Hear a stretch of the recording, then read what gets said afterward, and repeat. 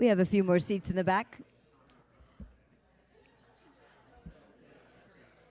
If you have an open seat next to you, please raise your hands. We have our last guest coming in. Okay. I think so too, Martin Krause. Great to see you. Okay. Oh, last folks coming in. Come on in. We're going to have folks raise your hand again if you have an open seat next to you. Come on in, come on in. Welcome, welcome. Okay, when I see that door closing, it tells me it's time to get started here. Good evening and welcome. Welcome, welcome, welcome to the Explorers Club. I'll introduce myself in a second, but just so I understand who's in here in the room tonight, how many of you are here for your very first time at the Explorers Club? Oh, welcome. And how many of you are coming back? Yes, welcome, welcome. As I always say, whether it's your first, your fifth, or your 5,000th time in the club, welcome. You are in for a very, very special evening. Now, my name is Natalie Cash, and I'm executive producer at the Wildlife Conservation Society. It's an organization that was founded in 1895 as the New York Zoological Society. We run 4 zoos and the aquarium on Coney Island, and operate wildlife conservation programs in 50 countries around the world. At 4,000 strong, we boast the largest number of staff, field staff, actual boots on the ground doing the work, larger than any other conservation organization in the world. But I'm also proud to be, oh, thank you, I will take that. Thank you. That's just my day job, folks. I'm also proud to be a fellow here at the Explorers Club, as well as the co-chair of the Public Lectures Committee. This is a role that I serve with co-chair and fellow director Paul Tangy, as well as members Callie Brodus and Katie Losi. But none of these lectures would be possible without the guidance and support of club programming and event staff, Felix Freeland and Kevin Murphy. So big hope for the staff. Now, for our newer members, coming to the Explorers Club, for those of you who aren't as familiar, the Explorers Club is the global leader for exploration. This is exploration that promotes greater scientific understanding of the natural world. The club was founded in 1904 by the leading polar explorers of the day. Actually, you were sitting underneath the sledge that Matthew Henson and Robert Peary took to the North Pole. Today, we boast more than 3,800 members in 35 chapters around the world, with members engaged in scientific research, resource conservation, science communication, and exploration on this planet and beyond.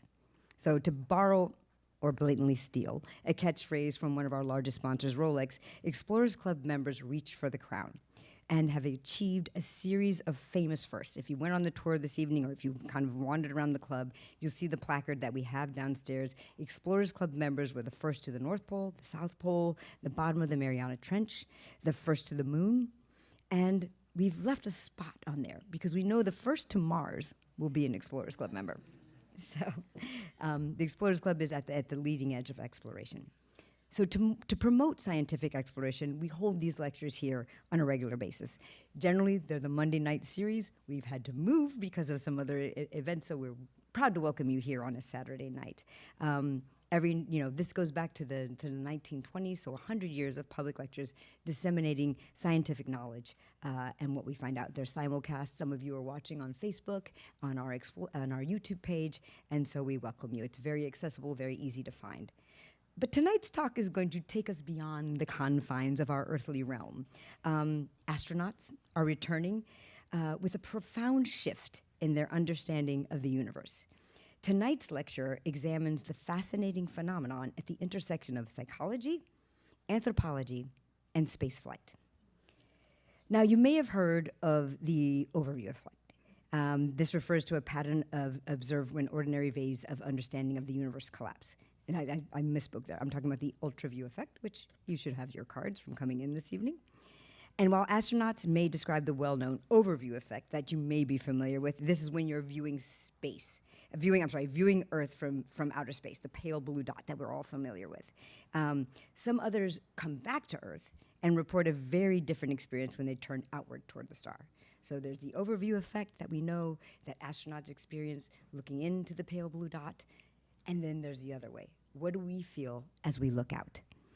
So looking deep into deep space from space may produce a profound sense of disorientation, cognitive overload, or uncertainty in the face of vastness, our guide for this evening, cultural anthropologist and chair of the Explorers Club Chicago and Great Lakes chapter, Deana Weibel, draws on years of multi-sided fieldwork with astronauts, engineers, astronomers, and space medicine specialists to trace this recurring pattern.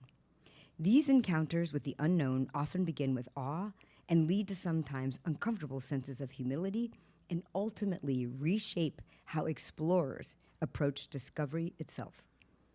So based on her forthcoming book with the University of California Press, again, I remind you to take these cards because this book, The Ultraview Effect, What We Can Learn from Astronauts About Awe, Humility, and Exploring the Unknown, is available this coming May.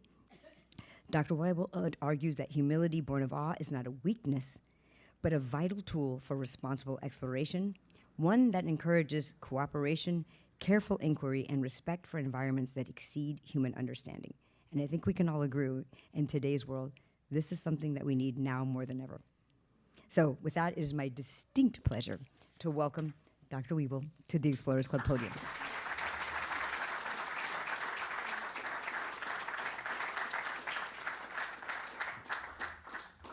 Hi, everyone. Welcome. I'm Deana Weibel. Before I get started, I wanted to point out a couple people who are visiting here and are part of the talk today. I will not use the pointer to point at you. My Ultraview effect, you'll hear about it being inspired by another effect that people know very well, the overview effect, which is the impact that astronauts, or the feelings that astronauts have when they look at the Earth from space, from different distances. This was first identified and explored by Frank White, who is joining us today. And very strong inspiration for my work. It's wonderful to have you here, Frank. And I also want to call out illustrator and artist Carl Tate, who is responsible for the illustrations in my book, and a New Yorker. So I wanted to make sure he was going to be here with us tonight as well. All right. So I'm going to have to figure out how to move this so I'm not... Can you hear me if I back up a little bit? Or should I hold? Okay. That sounds awful, sorry.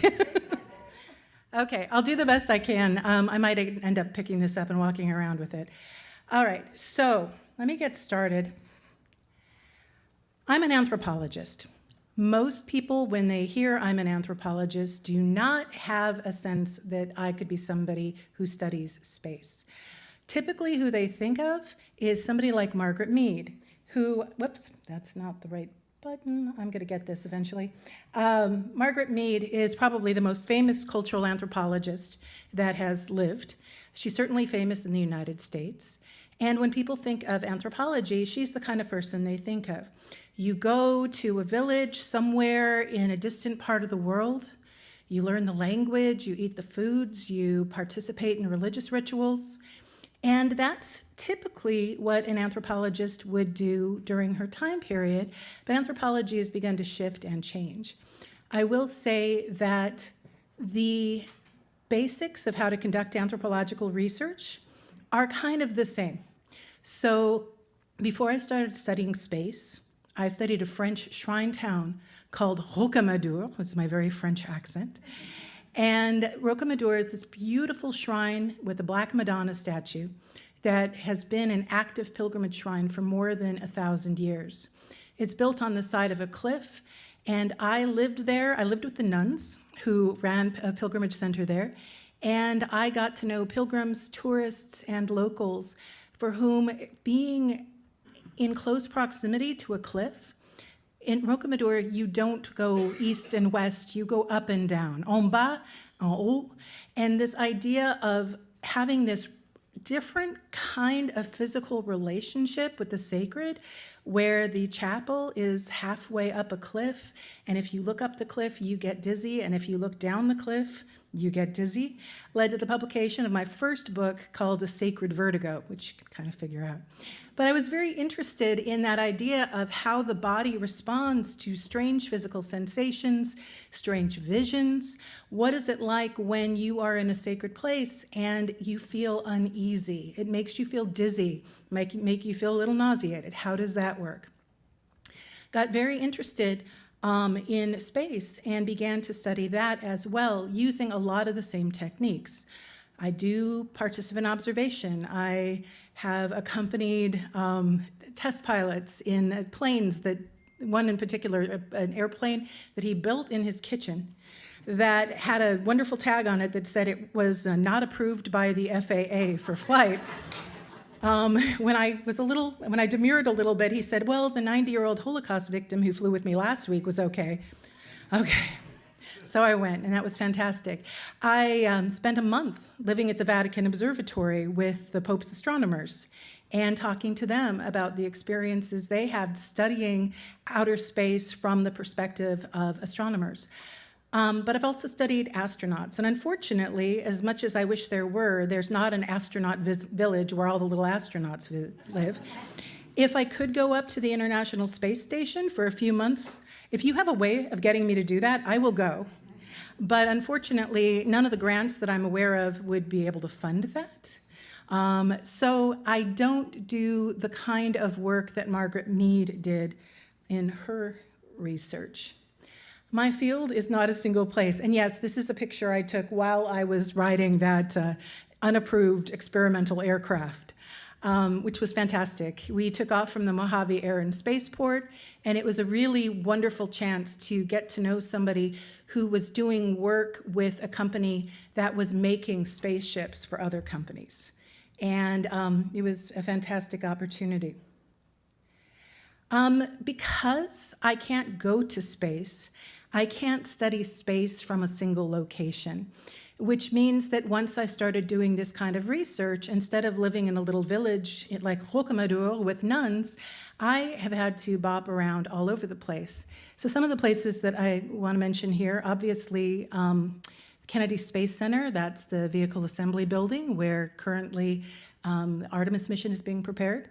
This is a selfie in that self-same airplane ride over the Mojave Desert. This is, some of you might know this is the Mars Yard at JPL, the Jet Propulsion Laboratory. They have a mock-up of the Curiosity rover there that they call Maggie that gets to try out the stuff on Earth that they want the Curiosity rover to do on Mars. So it's kind of a place to see if it can go over this kind of rock or pick up this kind of object. And got to visit that at JPL. This, something that I wanted them to give me, and they won't, I think the exact quote was, "It's not mine to give," is the official cappuccino cup for the Vatican Observatory, the Specola Vaticana. And at 10 o'clock every morning, they get together for cappuccinos, because of course they do. This is Space Fest in 2019. That's an example of going to a conference or a convention to talk to people in the space industry. And then I've frequently gone to the NASA research program, or NASA Human Research Program Investigators Workshop. And if some of you are thinking, how can she participate? I participated because these are a bunch of academics and I gave my own poster. So there. Thank you. So this idea of getting into the community, learning who they are, learning to speak their language. I've talked to students. I'm teaching an ethnographic methods course right now, and let me tell you a little bit about ethnography. Ethnography is that kind of embedded research that anthropologists do, whether it's on a tiny island somewhere or in the middle of, a big city like New York, or at a conference or in an observatory. And we will do interviews with the people that we're studying. We will also try to participate in their everyday activities. And you have to learn the language, which in this case was English, but a form of English that includes references to, lensing in deep space, or references to knowing what an EVA is versus something else. So learning the language, being able to speak with the local people, or not even local people, the people in all of these places, is interesting. So this is what's known as what anthropologist George Marcus called multi-sited research. So how I entered the space community. My husband is in this picture. However, my husband is not Dick Rutan. rest in peace. Dick Rutan's probably known very well in the Explorers Club because he was, along with his ex-wife at the time, Jenna Yeager, the first person to fly a round-trip flight around the entire globe. His brother, Burt Rutan, is very famous in the space community, and this was taken at the Mojave Air and Space Port. But this is my husband over here, got to give him a shout out. Space historian Glenn E. Swanson, who started a journal called Quest, The History of Spaceflight Quarterly, which I think is in its 30th year now. He also recently wrote a book on how both the Smithsonian and the NASA themselves contributed to the formation and nourishing of the early Star Trek TV show, stuff that he came across while he was chief historian at the Johnson Space Center in Houston for several years. And when I moved to Michigan and met him and found out that he was a space historian, I wrote to one of my friends, I said, "Can you imagine me dating a space historian?" And my friend wrote back, "Duh." So anyway, we're going to be celebrating our 20th wedding anniversary this year. Thank you. So through Glenn, me studying French pilgrimage in a little shrine town became more and more and more interested in the experience of going into space, dealing with what the human body has to physically undergo in space, and the psychological, cultural, cognitive experiences that people have in space. Oh, this also means that I'm not doing field work the way that some people in the Explorers Club are, and yes, that is William Shatner, from a specific, probably Carl can tell me exactly what episode that is. Okay, yeah, he said it. I like Star Trek, but I'm not at that level. Okay, all right, thank you. So this is still from the NASA Human Research Program Investigators Workshop. I'm not necessarily scaling mountains or taking a submersible to the bottom of the sea. I'm more likely to be in a conference room talking to people who've done amazing things or are trying to solve insurmountable problems. And so sometimes it's in rooms like this, which is, it was a fun kind of presentation. It was about people whose presentations didn't make the actual program, but they wanted to give them a chance to talk about them anyway. All right, so talking to a number of folks, and I started interviewing astronauts. Actually, the first time I interviewed an astronaut was in 2004. And I should tell you, because my work is under IRB, the Institutional Review Board, it has to go through human subjects clearance. And so my university has to look at all the details, and I'm at Grand Valley State University, by the way, in Michigan. So shout out GVSU, go Lakers. This research requires certain things when you're doing anthropology. And part of that is maintaining confidentiality. When you go into a small village and start talking to people about their lives, sometimes they'll tell you things that could get them in trouble. And I've found in my research that most astronauts can be pretty open, and the ones that I've spoken to have been generally retired, although one of them is still active, but very protective of their image, very protective of how they're understood. And so I have definitely had some astronauts who are like, "I'm only telling you this because you're not using my real name." That's true of other people that I've interviewed in the space community, where, especially since I'm an anthropologist of religion, oftentimes spiritual beliefs are the kind of thing that's so personal that people might feel, especially if you're considered a scientist, if you're openly religious, people might call into question things like your objectivity or the way that you conduct research.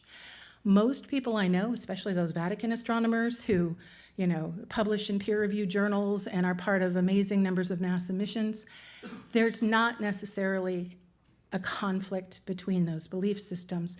Certain people I'll talk about are able to bring those things together. But when I started talking to astronauts, I'd been reading Frank White, a lot of articles about Frank White's work, and I talked to them about the overview effect. The overview effect is this amazing experience that you can have the best in space. There are versions of it that you can even have in an airplane that Frank talks about. where you're seeing the Earth as an object instead of this abstraction around you.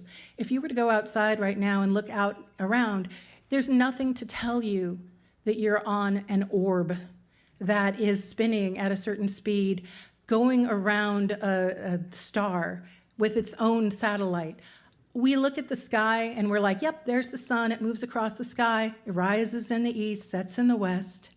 We look at the moon. Oh, it's full tonight. How pretty. Very romantic. But we're not thinking about what's actually happening.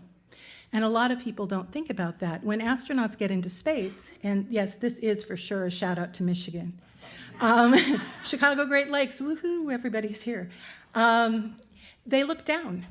It was harder a little bit from the shuttle. In the International Space Station, there's the cupola, which is specifically designed to give views of the Earth from space. And astronauts often spend lots of their free time. They don't have much free time. But when they do, it's often in the cupola, taking pictures of different things on the planet, keeping track of weather systems. They're often assigned to keep track of weather systems, and looking at the way that the Earth is. And a lot of the astronauts I spoke to, although I will say not all of them, would say things like, it was amazing. I could finally see how thin the atmosphere was, this tiny little blue line. Or one of the astronauts I interviewed talked about what she referred to as Easter eggs, where she would see things from space that she was quite religious, that she thought God had sort of put there for somebody to see from above. Like, oh, that looks like a pair of footprints. And I talked to a few who were like, I had one in particular, I call him Alan in my research. I'm not giving out his real name at all. Alan was like, well, a lot of people had told me about it, and I was kind of excited about it. And I went there, and I was getting ready. I meditated a little bit ahead of time, and then I looked out, and it was fine. I was like, oh. He's like, well, everybody says, the atmosphere is really thin, but I already knew that. And that you couldn't see the borders between countries, but I already knew that too. So Alan was fun. Didn't really have a lot of awe, except when it came to his favorite sports team. I'll just leave it there. All right. So when I started talking to astronauts about looking down at the Earth from orbit, and I talked to a few, most of them had a very strong positive response. And I thought of that cliff at Rocamadour. And the idea, I didn't mention this, at Rocamadour, people climb a staircase on their knees to get to the church. It takes about an hour and a half to do. They kneel at each step. They pray Our Father and Hail Mary, and then they move up. And that idea of being so close to this overwhelming vertical entity is part of the experience of that pilgrimage. And I began to think about how the overview effect was very similar in some ways. It makes you feel small in both cases. You become aware of something that's so much larger than you. And I remember one of the nuns talking to me about looking up from the bottom of that cliff and saying, yes, you get a reverse vertigo. And I was fascinated by that. And I started asking astronauts about that. And then one, who I call Zach, and you'll hear more about Zach soon, started talking about, instead of looking down, looking out at the stars. And I will say it's hard to get, I'm going to knock my water over, I just know I am. It's hard to get images of the kind of stars that Zach talks about, but I will talk about that too. So we've got looking down, and I was studying looking down, and then I got interested in looking out. So the overview effect, we talked about this. Some of you I know recognize this photo. It's from Apollo 8, the first mission where humans went to the moon, and they orbited the moon. They came back. Artemis 2, right now, unless they changed it today, it's got a proposed April 1st launch date. It's not exactly orbiting the moon. It's going out to the moon, going around it, and coming back. But the astronauts in Apollo 8, Jim Lovell, who was a member of my chapter, fortunately he passed away recently, but we were super proud of him being part of our chapter. Bill Anders, who is the one who is now recognized as having taken this photo, and Frank Borman were on that flight. And they had nobody with human eyes had seen the Earth this far away before. And so you can see this was taken while they were in orbit. It's the surface of the moon, and then kind of a three-quarter Earth up there in the sky. And just to head this off at the pass, you can't see any stars because it's daytime. It's black, but it's not black because it's dark. It's bright, it's just because space is black. So if the sun is out, you can't see the stars. And that darkness is going to become really important. But the overview effect has had this huge impact, and this is a lot of what Frank named and talked about, how it changed the way humanity understands what our planet is. And when you talk about the pale blue dot, right, Carl Sagan, that idea of seeing how small the Earth is can have a profound effect on people. They feel awe. But one of the things about it is it's also very clarifying. If you turn outward, this is the kind of thing I'm learned to discover. This photo was taken by Matthew Dominic, who was in space most recently, I think in 2024. This is not exactly the Ultraview effect, but it's one of the best photos of what people describe it as being like. This was taken as a time-lapse photograph, and he was able to get this many stars over time. What happens with some astronauts, the one I call Zach in particular, and I'll tell Zach's story here. This is one of Carl Tate's pictures, by the way. Zach was in orbit, and yes, I have it this way because I was thinking of Rocamadour's Cliff. There's no up or down, right? So you don't have to think of the moon as underneath the ship. You can think of it as alongside. He was by himself orbiting the moon. The rest of his team was on the surface of the moon. And he got on what they call the far side of the moon, where it was dark. It was in the shadow, he said, of both the moon and the Earth. And he decided, since NASA couldn't talk to him anyway, that he was going to turn off all the lights in the capsule. He let himself get dark adapted, and that takes 20, 30 minutes, right? If you ever noticed that when you first turn off the lights when you go to bed, you can't see anything, and if you wake up in the middle of the night, you can kind of see a lot better. That's dark adaptation. Takes a while to do. And he was just amazed at what he could see out the window. And we had several conversations about this. He said, at some points in my orbit, and I'm going to quote, I'm going to read my quotes, so. At some points in my orbit around the moon, I was in shadow from both Earth and the sun, so it was a complete darkness. And all of a sudden, the star patterns out there became something that I was not ready for. So many stars, I couldn't see one. It was just a sheet of light. And I talked to him, as I said, several times about this, and it really shook him. There is a lot of psychological research on awe. And when somebody feels an intense feeling of awe, there's a couple of psychologist researchers, now I'm not going to remember their names, Valdesolo, and I can't think of the other one, but anyway, it's in my book. They talk about how that shaking feeling requires what they call accommodation. And all that means is that if something throws off your sense of reality the way that awe can, you seek to have your reality reassembled. You want an explanation. You want to understand what's happening. Looking at the Earth from space, the overview effect can do this. And I was trying to figure out what is this? Nobody's talked about this, at least not that I've read about. What is this? Once again, I'm not using pictures that were taken by people in dark adaptation because not a lot of pictures have been taken under those experiences. But that idea of so many stars, the way that Zach talked about it, it was like, are any of you familiar with the Drake equation? I'm going to summarize it. I'm not going to give you the equation.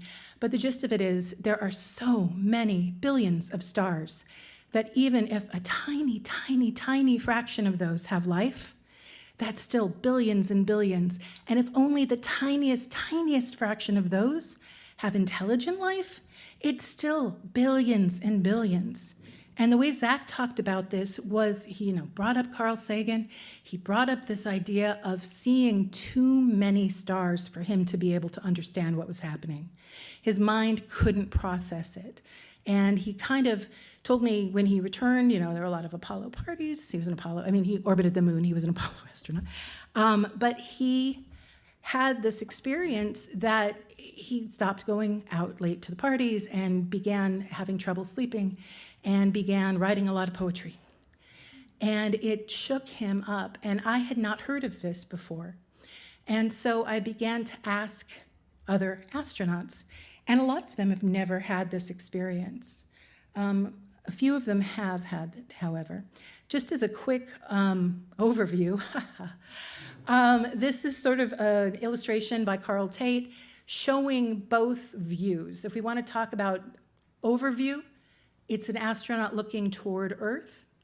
Ultraview is what I call an astronaut looking out toward space. And other people have talked about similar kinds of things. I'm basing mine on the interviews that I've done with astronauts in the way that they described it. And I remember trying to figure out what to call it, and I wanted to acknowledge that it was coming from the overview effect, that idea. And I was working on it. I have old emails where I was writing to some of my colleagues trying to figure out what to name this. And one night, and this is true, I woke up in the middle of the night between dreams, and I was like, Ultraview. And I'm like, okay, that'll work. I've since found it's an archery company. This is not an archery effect, but they haven't come after me yet, so we'll see what happens. So I talked to an astronaut I call Theo. Theo is the most alien-like astronaut I've ever met. He's amazingly brilliant, very different kind of personality, and he helped me understand why so few people seem to have had this experience. When you're orbiting the Earth, it's hard to miss the Earth. However, when Theo decided that he wanted to see the stars from space while dark adapted, he was a shuttle astronaut, he tried to get it to happen, and the rest of his crew wouldn't cooperate on at least his first 2 flights. They were following what they call the red line, trying to get stuff done, trying to get their work done. And he got very frustrated. Finally, he had a commander that he was working with that he was willing to, accommodate him. And so imagine this, you've got one astronaut on your crew, you're the commander. And he's like, we need to turn off all the lights for at least like 45 minutes while we're on the dark side of the Earth. And he's like, okay, let's go for it. So they turned off all the lights, and this is what he described, and he, military, little salty kind of guy. He said, it's a hard wall. It's a hard wall. The Milky Way is a hard white wall. It's unbelievably solid up there. Then he said, and this was kind of my favorite because he got really salty here, he was explaining his frustration with people who didn't care to look. And I'll try to get his intonation here. You're looking at galaxies with the naked eye. You're in the heavens. You're in a place that will increase spirituality. You'll do the checklist a hell of a lot better if you're on top of your spirituality than if you're not. It's the same as goddamn water or food. And this idea that he wasn't allowed to do it on some of his flights rankled him. Now, this was a person who sought out spiritual experiences in space. One of the things he told me about that's amazing, and maybe it'll get to be a different book someday, was what he called getting a perfect drop, where he would push himself off the edge of the shuttle wall during downtime, get to where he wasn't moving, and he would meditate. And I don't know if any of you have done like a float tank, sensory deprivation. It sounds very much like that, because he talked about losing track of his limbs and losing track of his body and not knowing where he was, and just being in the dark where he just didn't feel like he had a body anymore. And he sought out those kind of experiences, which don't seem to exist on Earth, because we don't have microgravity here unless you are in one of the vomit comets during a parabolic flight. And if you are, you're certainly not going to be able to get into a deep meditative state and lose track of your body in the 30 or so seconds that you've got in free fall. usually people are doing somersaults. This is another Carl Tate picture. This was from a real thing that I describe in the book, where I was in Hawaii on the Big Island with my husband, my mother-in-law, who was 85, and our son, who was 14, I think, at the time. And we couldn't go up to Mauna Kea, where the best stargazing is. Also, I'm an anthropologist. Mauna Kea is a sacred mountain. There's a lot of controversy about what goes up there and what's appropriate. And since I'm an anthropologist, I value indigenous culture a lot. But we went to Honopu, which is on the coast, and this was the first time that my son had ever seen the Milky Way in this much detail. And it was also really useful because my mother-in-law didn't have to worry about the lack of oxygen at those high altitudes on Mauna Kea. And my son was so funny because he'd never been curious. His parents both do space things, and so for him, it's just stupid. Like he doesn't think it's stupid, but it's not something that interests him. I know he's watching this on YouTube, so yes, Luke, very good, you're wonderful. But he lay down on the concrete. This was in like a parking lot next to the ocean, and he was just taking it all in. And suddenly he was next to me asking me like, so wait, the sun is a star? I'm like, how did you not learn this yet? But getting it for real because he was seeing stars in a way that he hadn't seen before. And they had telescopes set up, and he suddenly was so interested in light speed and everything else. And I thought this was amazing. Another astronaut I talked to is one that I call Charles. And he had also had this experience of getting dark adapted.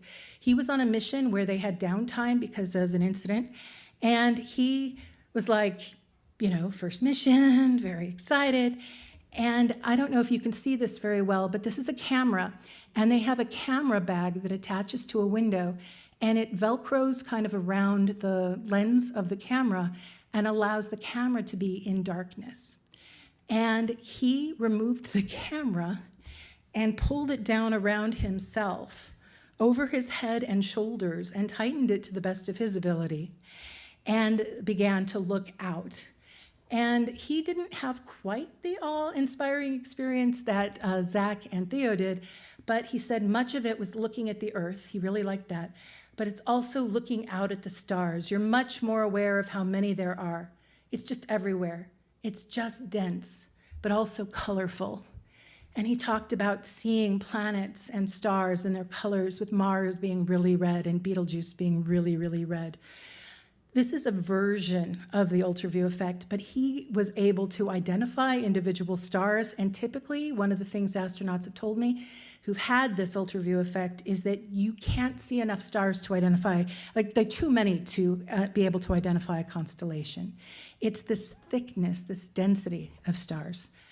And so I got really interested in a pattern I started to see, which is that astronauts, but also other experts in space exploration, think about space far more than most of us do. My mom, when she was alive, she was one of the most, she didn't want to think about anything that was disturbing. And if she started thinking about space or started thinking about stars, even the human body, I remember like, oh, there are all these organs and this does that. And she goes, I don't want to think about it. I just want to imagine it's solid. And I was like, how can you think that way? But a lot of people are like that about space. The moon is pretty. The moon is nice. Sometimes people go to the moon and that's interesting. But when you start thinking about that we have this spiral-shaped galaxy, and we're in this one arm on the outer edge, and we're spinning, and the moon is spinning around us, and the Earth is spinning around the sun, and the sun is moving around the center of the galaxy, and the galaxy is moving. And that idea of all of this moving and the huge scale of everything makes a lot of people really uncomfortable. And most of us don't think about it. A lot of us do think about it and feel awe. But what I started to see from some of the astronauts I interviewed, not Alan, but he was like, it was all right. That feeling of awe changes the way people think. And so I want to give you an example. The overview effect is great, and I thought I would quote former president of the Explorers Club, still very active, Richard Garriott. He went up into space with the Russians. There's a company called Space Adventures, and he went up and was able to go into space for 11 days and do some amazing things. He said, this was quoted in one of my sources, I didn't interview him, this is not an interview quote, "My sense of the scale of the Earth suddenly collapsed, and I had an extremely physical, visceral, strong reaction at that moment, like, I get it, I get the Earth. I now feel like I understand it in a way that I never could have prior to that moment. And to me, it went from being unambiguously and unknowably large to being something that was clearly a finite, small, and delicate oasis." And a lot of astronauts looking at the Earth from space have that sense, there's awe, there's amazing awe, but it's also, oh, I see it. It was abstract, but now it's real to me in a way that it wasn't before. Ultraview effect, this is one of my favorite quotes from Zach. "Looking out there at the universe, out there from my vantage point, I began to realize that we don't know crap about anything. We really don't." It's a little different. I would say that Richard Garriott's a little more poetic. But when we compare them, the overview effect is common. I mean, if you're going to go into space, you're going to see the Earth. Like that's even space tourism, right? Where people go up and they do a suborbital flight. That's the thing, is to look out at the Earth. It's amazing. It changes people. I wrote an article just on William Shatner's reaction, which was fascinating. He called it seeing death going into space. The ultraview effect's much more rare. It's experienced by very few astronauts, at least so far. Few have described it. There's not a lot in the literature or astronaut interviews that have been published about it. Michael Collins described something very similar in his book, and I've been looking for them, but obviously if you have to be dark adapted and there's work to do, it's really hard to be able to get that opportunity. Overview effect, you need a clear view of Earth from space or suborbital flight. Ultraview, you have to have a view of deep space in full darkness with dark adapted vision, which takes a lot of effort to get into that situation. Overview effect triggered by viewing the Earth from space. This is viewing the Milky Way galaxy from space. And I'm going to jump ahead and just say something that I thought was super cool. There's a band in the UK called Kasabian, and they had a song on their 2022 album called The Ultraview Effect. And I tracked down, because I had published about the ultraview effect in 2020, and I finally found an interview with their lead singer and songwriter, current lead singer, Serge Pizzorno. And he was talking about how it was the Milky Way version. And I was like, oh, that's my thing. So I played that song way too many times for people. It's very trippy. Okay, so Earth's beauty is the focus of the overview effect. In the ultraview effect, it's vast star fields and the infinite cosmos. And I won't read all of this, but it's shifting the gaze in a way that is unstabilizing, destabilizing. It's not, oh my gosh, this is my beautiful planet, we have to take care of it, which is such an important thing to feel. The environmentalist movement has been helped by the overview effect like nothing else. The ultraview effect seems to be, oh my God, I don't know what's going on. Like that's kind of the way that people react to it. This is another image by Carl Tate talking about that feeling of awe. One of the things that I noticed, especially in people who work in the space community, who think about being in space all the time, is, and this isn't true for everybody, obviously, I will be the first to admit, there are people working in the space community without an ounce of humility. But the ones who think about it, who really think about how small we are and how little we know, tend to have more humility. Carl Sagan was a great example of this. He didn't go into space, but he said our posturings, our imagined self-importance, the delusion that we have some privileged position in the universe are challenged by this point of pale light. He's talking about seeing the Earth from one of the Voyager spacecraft, where it was just this tiny, I think I have a picture of it coming up. It's right here. That's right there. This tiny little dot is the Earth from beyond Saturn. And it's like, oh no, we're not anything, right? It's like this tiny little speck of dust. A researcher, well, engineer actually, that I call Carol, who was very responsible for one of the many amazing missions that have gone out into our solar system and studied different planetary bodies. She said, you think that, this is an interview, when you see quotation marks, that's somebody I interviewed, you think that everybody knows everything and they're teaching you, but people don't know everything. There's so much we don't know. And I think that's what drew me. That's the draw of space, because you're really out there, you don't know anything. And that ability to admit you don't know anything is something that I felt was such an important part of what I was seeing, and something that tends to follow awe. This is one of my favorite illustrations, even though I have to explain it a little bit. There is an engineer working at another one of these places that send probes to different planetary bodies. And, well, it's Mars. He worked on stuff going to Mars. That's pretty much there. And I had a great interview with him at JPL. And he said, talking about his work with Mars, it's just a big deal to explore Mars. It's so hard. He's talking about difficulty. It's so strange, and yet it's like we haven't even walked out our front door yet. Mars is like the pebble that's on the little lip of the door frame. This is Carl Tate illustration. Here's Mars as a little pebble on the lip of the door frame. And those are Phobos and Deimos. And the universe goes all the way out across Southern California and over the ocean. He's got a California perspective for sure. So the vastness of it is just so amazing and just terrifying with the powers involved and the sizes of things involved. So he's working on Mars, but he's like, yeah, this is amazing. We don't know anything. We don't know anything.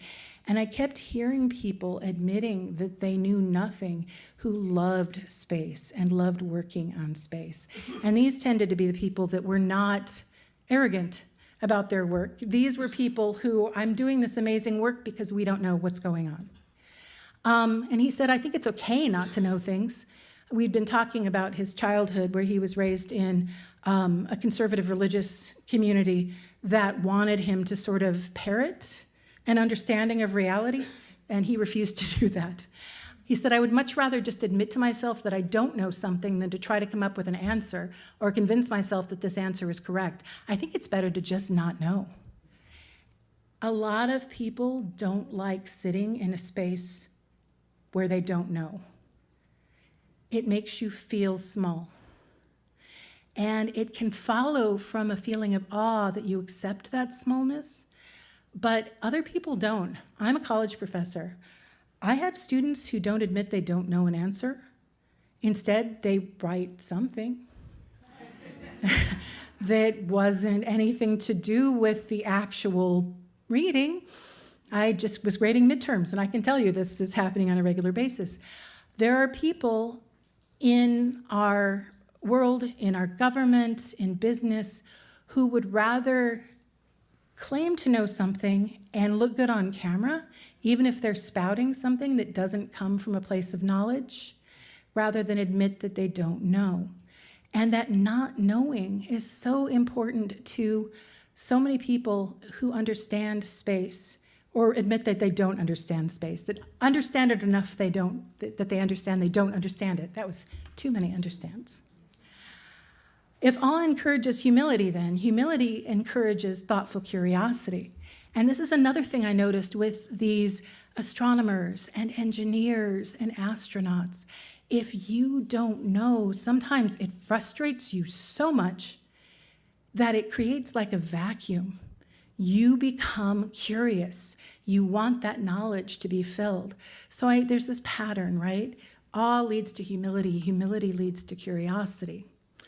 And I began researching different types of exploration that had been done in a humble way. Obviously, the world has a history of great explorers who come from places that consider themselves to be superior to the places that they explore.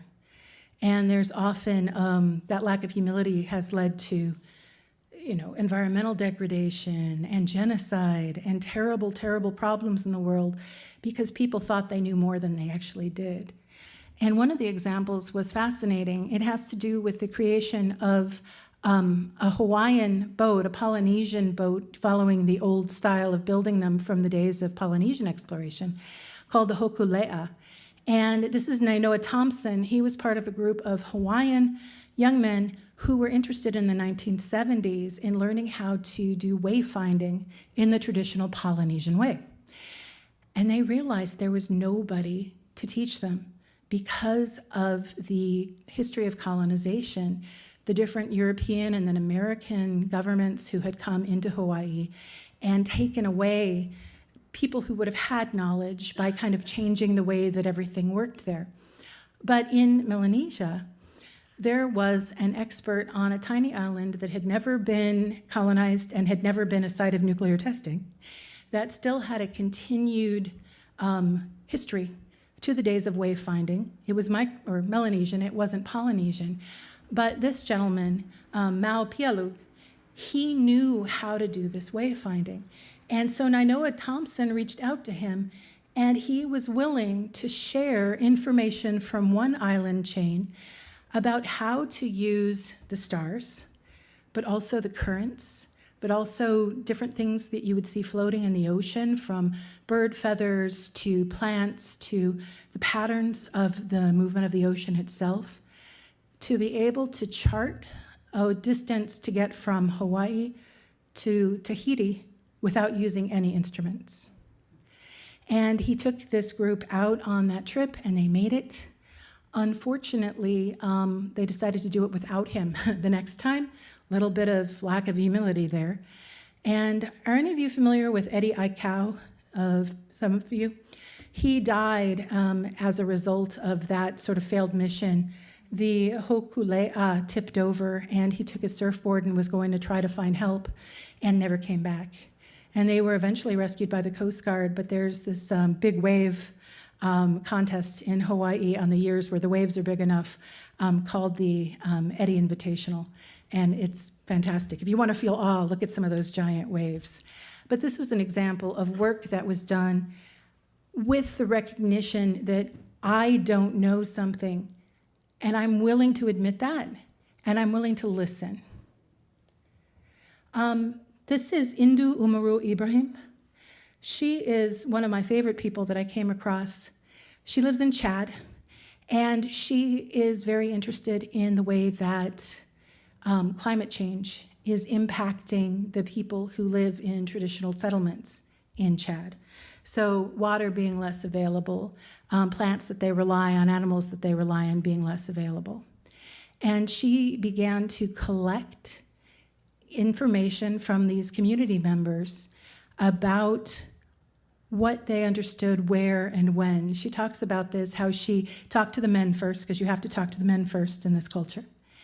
And then afterwards, she went and talked to the women, who said, no, the men have got all this wrong. Then she took that information back to the men, and they're like, yes, the women are right, we didn't think about this.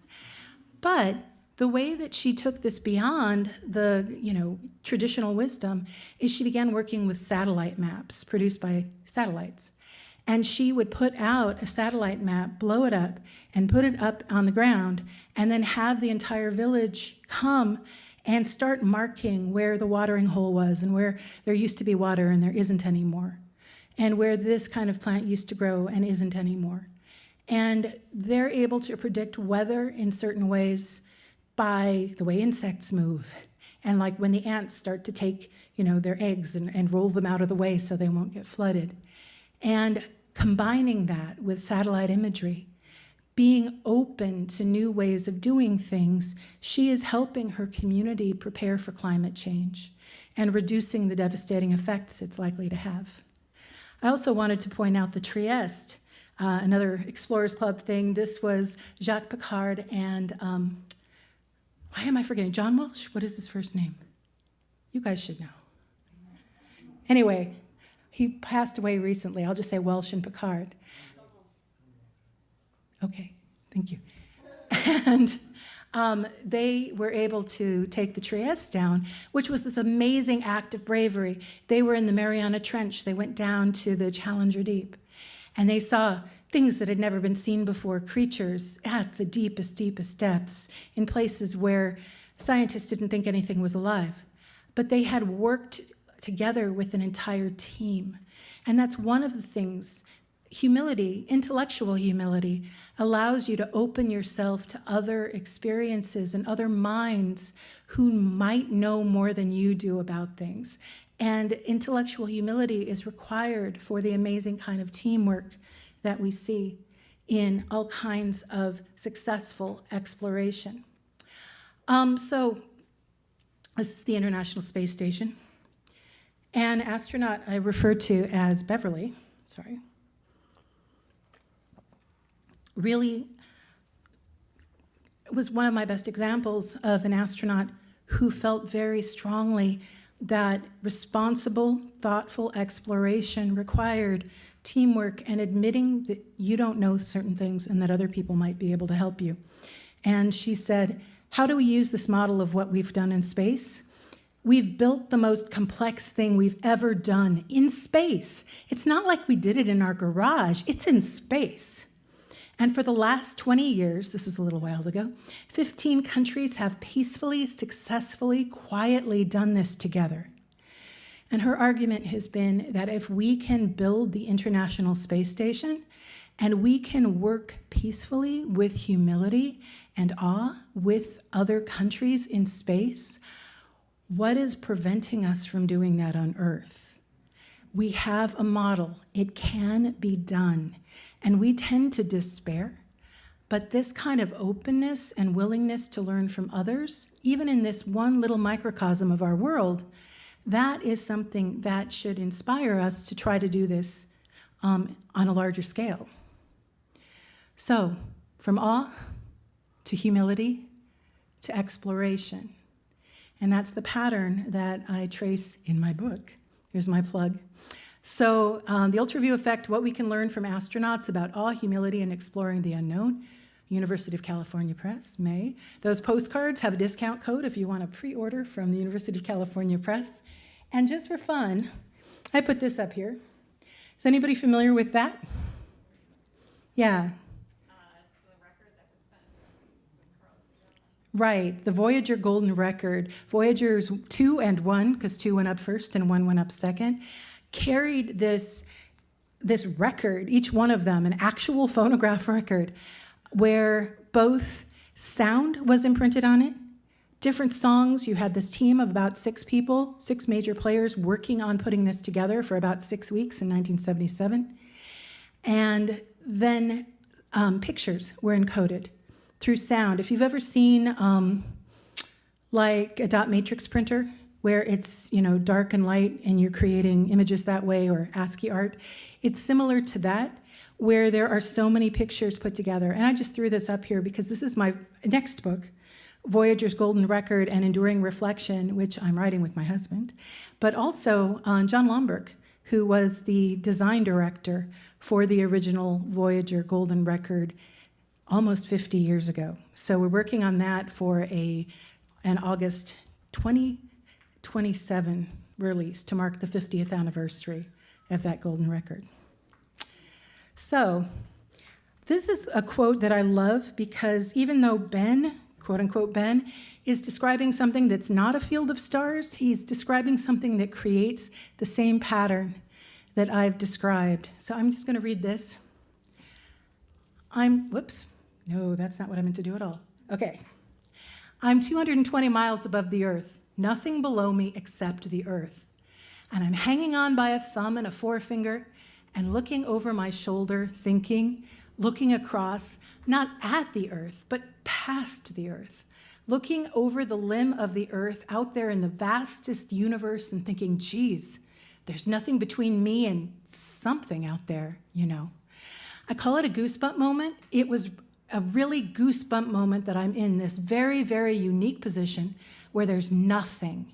The first time in my life there was nothing, looking not up but across between me and the visible universe, and just being amazed I had the opportunity to be in that spot, pointing, looking past the Earth. So we have awe, we have humility. It made me more curious. What else is out there? So thank you very much.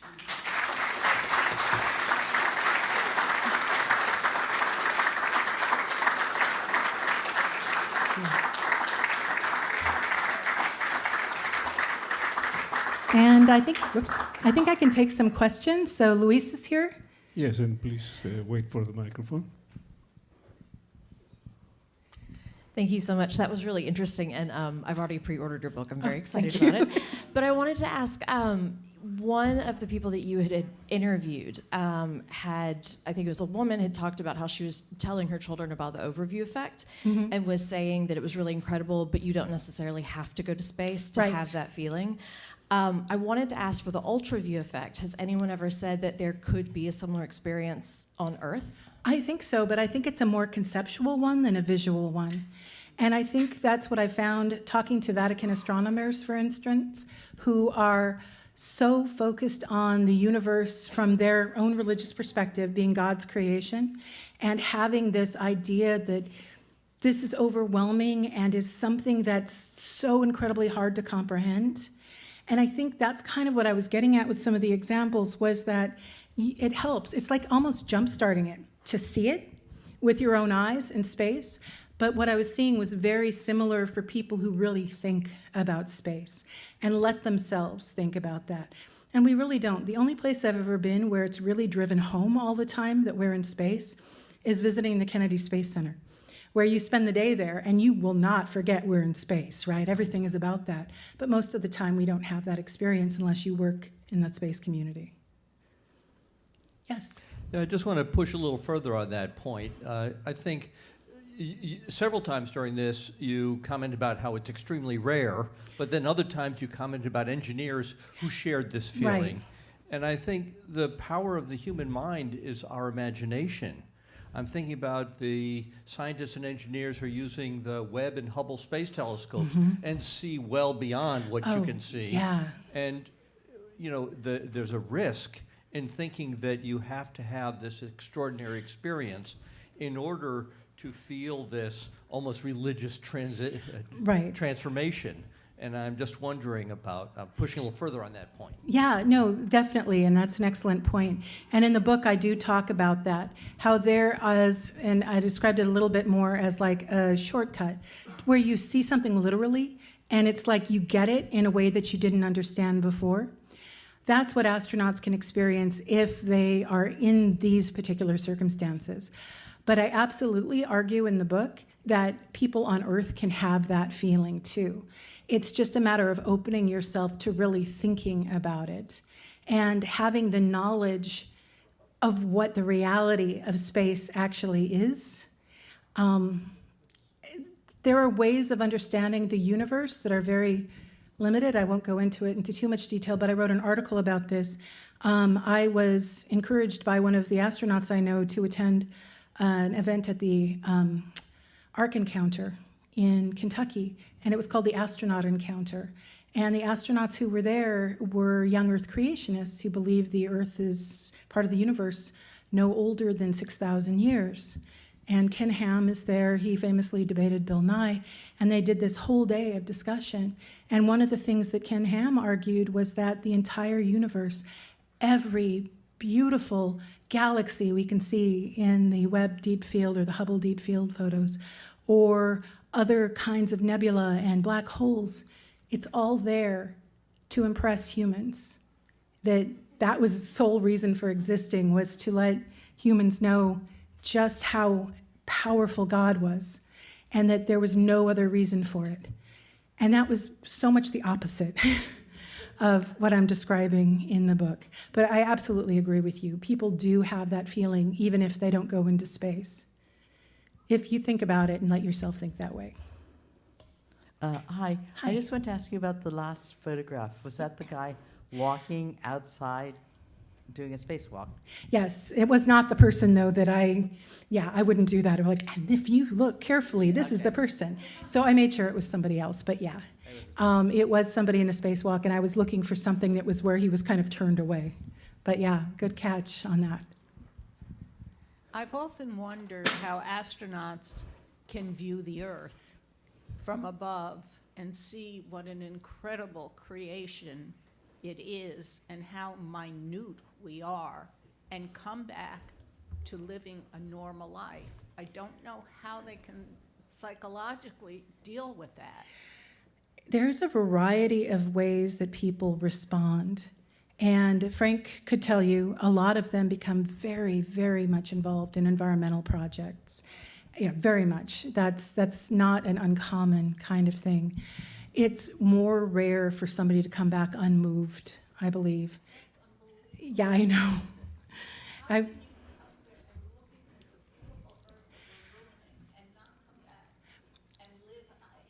Well, he already knew that. Yeah.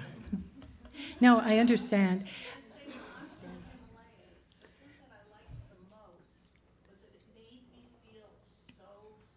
Absolutely. And that takes all the pressure off of you.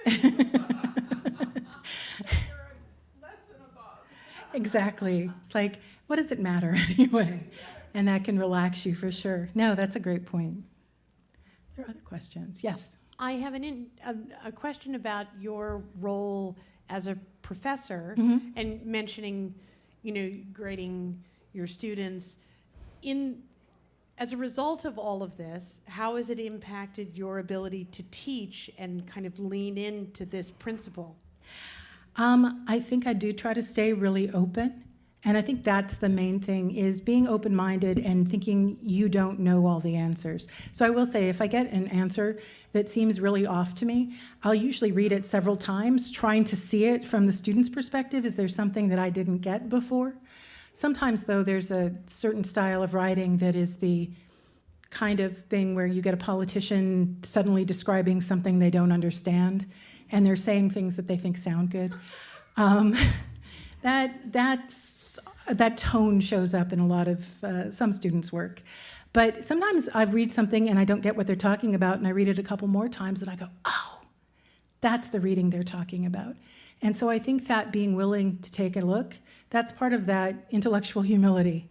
I may not be the smartest person in my class, and so I have to learn from my students just like they learn from me. I take that importantly.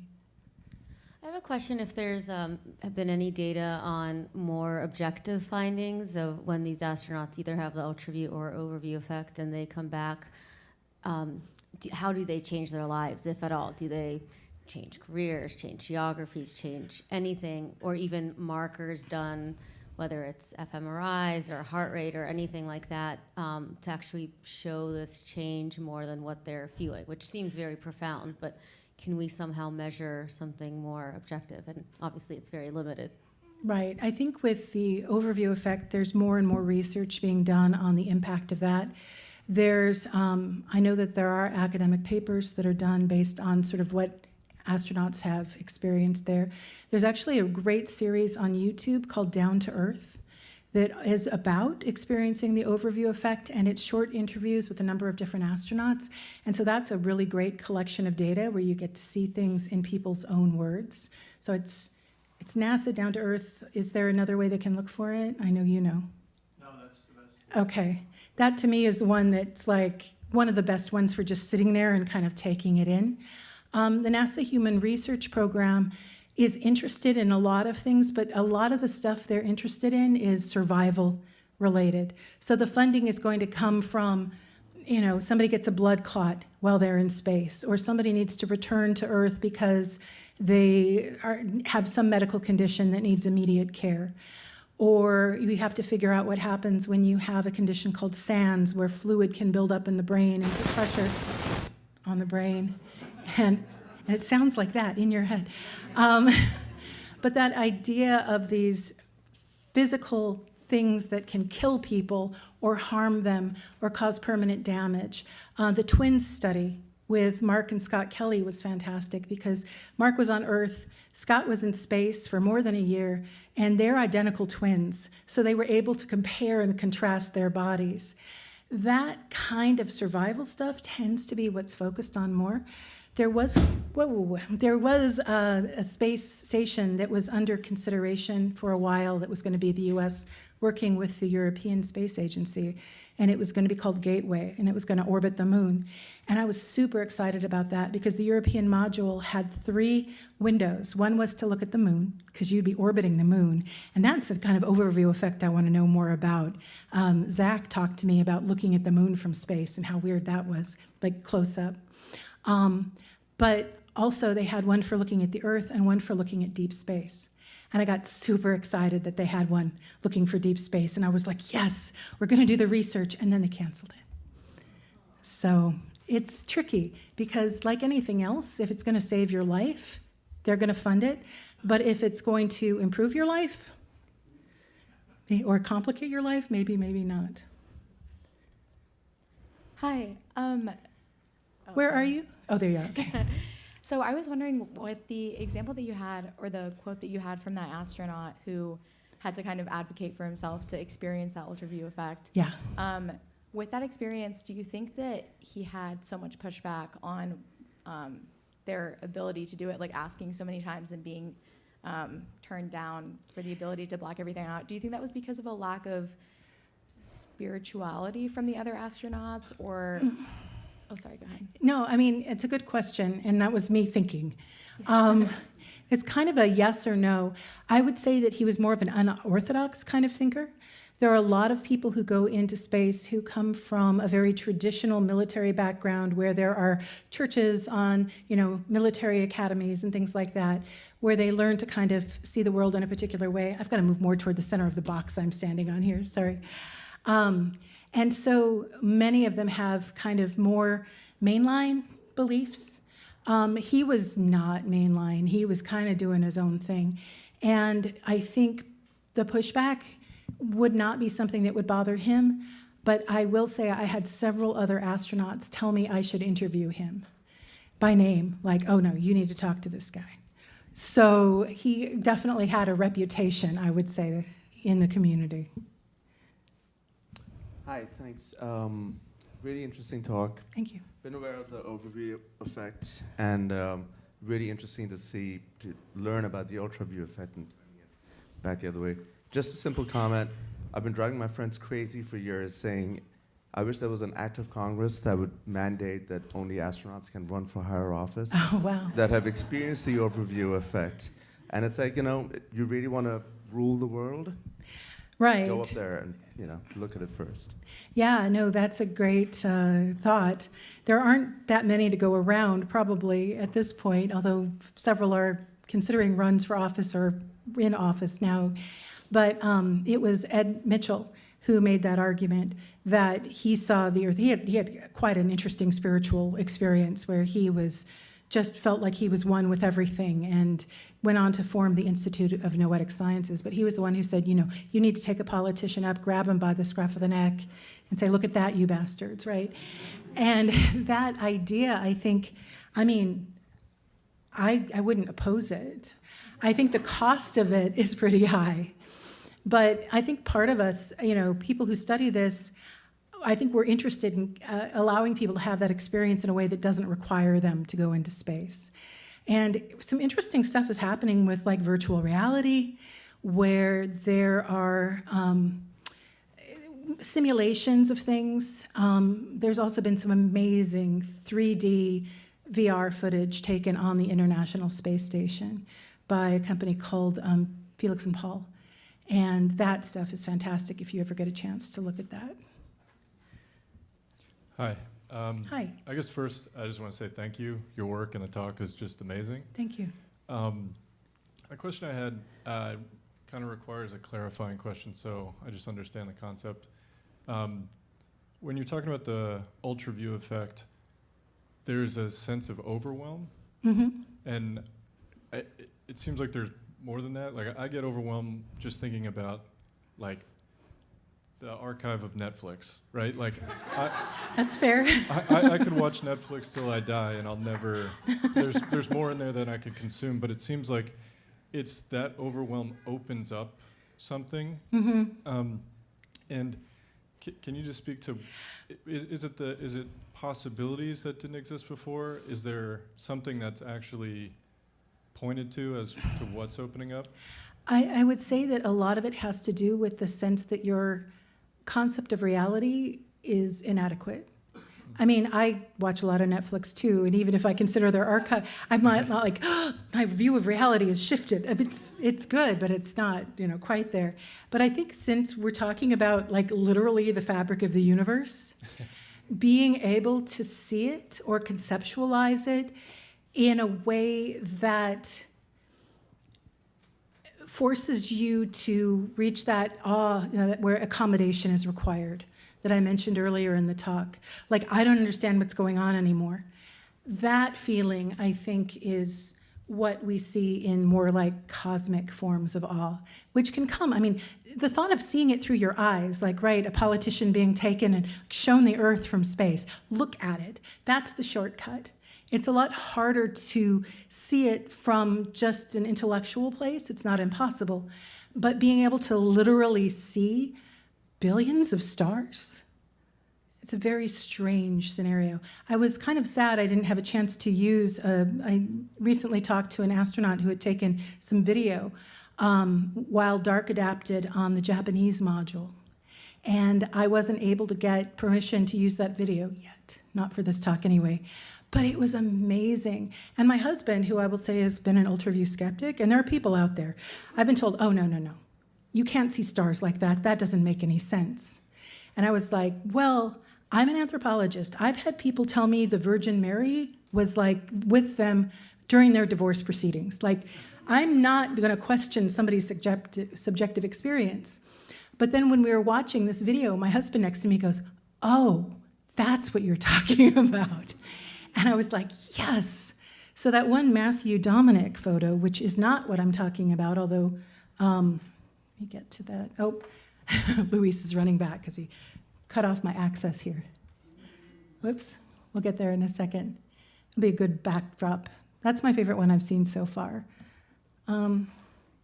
Whoops. This is me going way too far for just a particular, all right, we'll go back. It's like we're going back in time. The one that was the closest to that was something like this, where if you're looking for like specific constellations, you might be able to if you're really good. But for most of us, and like I said, this isn't dark adaptation, this is time lapse, it's just too many stars. And it's one thing to see it in a photo, it's another thing to be uninterrupted, no atmosphere, it's not in 2D, it's in 3D, and there's nothing between you and that. And for it to be captured from the Japanese module in darkness was the first time I'd seen that. So I'm really looking forward to following up on that. Yes, Two more questions. She's got one up here too. Wait for the mic, please. Have any of them seen shooting stars, and does that make a difference in, if you see them or not, does it make a difference in how they've responded to the effect? Right. Generally, shooting stars are actually seen below you in the atmosphere as a meteorite comes through. And so a lot of them look for auroras, look for shooting stars. I've listened to some amazing descriptions. One of the stories I tell in the book was somebody who, this wasn't even in space, this was a training flight during a total solar eclipse, and they flew in the shadow of the moon. And so the last solar eclipse, I was like 4 minutes totality, it was amazing. I look up there and go, oh, that's wrong. That's not what that's supposed to look like. But what they did, she was in a training jet with another pilot, and they just stayed in the shadow of the moon. And the person she was with had been in space and was like, this is amazing compared to anything I saw in space. So you can find awe in different moments, but a lot of it has to do with kind of that celestial, the big stuff, the stuff that we can't ignore because it's the nature of reality beyond what we normally think about. But yeah, if you can see a total eclipse, do it. It's not, the partials doesn't even give you a mere hint of it. The total ones are amazing. Yeah, I think that this whole thing was super fascinating, first of all. Thank you. And this is kind of touching on a few of the points that we've been talking about, but is there anything, like any research on like what happens in the brain, right, when this effect is happening? And also like this effect and then the other one that you're talking about where he was just floating, where he couldn't feel anything. Like, I wonder if you could like simulate that with like virtual reality and like something underwater, for example, and then like hook up a bunch of things to the person's brain and see like what's happening.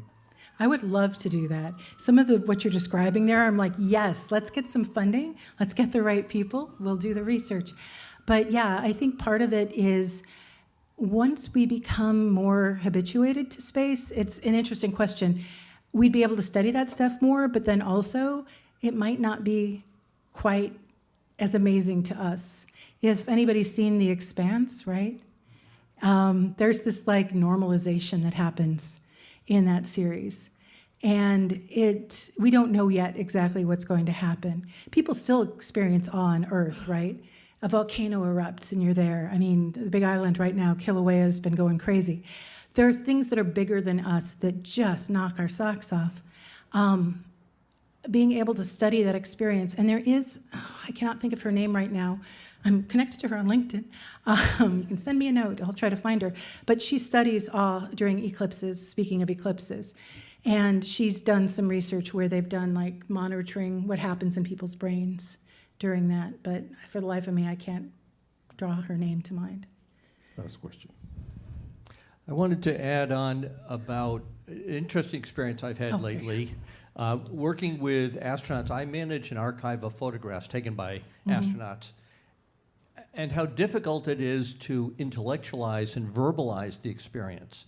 So we've been working with musicians, combining the musician bringing a perspective and the astronaut bringing a perspective of how to convey these emotions without describing it in words, but rather just speaking right to the heart. That's fascinating. I'd love to read more about that. So, like, send me your information. Yeah, well, I'll just mention there's a website, earthmusictheater.org. All one word, and is it ER or RE? Either one will work. Okay, cool. Yeah. Thank you. earthmusictheater.com. Okay. Hi. Hi. Hi, can you hear me? Go ahead. Yes. Yes. So thank you very much for your talk. It's very, very beautiful. And I was wondering if there has been any research about how many of those astronauts are actually meditators. And have there been any research about the impact, the perception of this, of emptiness by cultures that are more open to emptiness, like maybe the Japanese would be, versus our very rational kind of culture, and the impact of perception of emptiness in that case? There has been psychological research into some of that. You're mostly going to find it in the realm of psychology, and I will say, I've had some people say, you're an anthropologist, why is there so much psychology in your work? I went to school at UC San Diego, which is like the center of psychological anthropology. So it's like, no, that's how I was brought up. But yes, and I do talk about beginner's mind, which is part of Zen Buddhism, and that idea of recognizing that you don't know and approaching everything from a perspective of a child. I think there is psychological data. I'm not sure how much cognitive work has been done. But once again, I'm trying to draw more attention to this too. I really do want there to be more research done in these areas, because I'm really curious. Thank you very much for being here. Please, a round of applause to Deana. Thank you very much.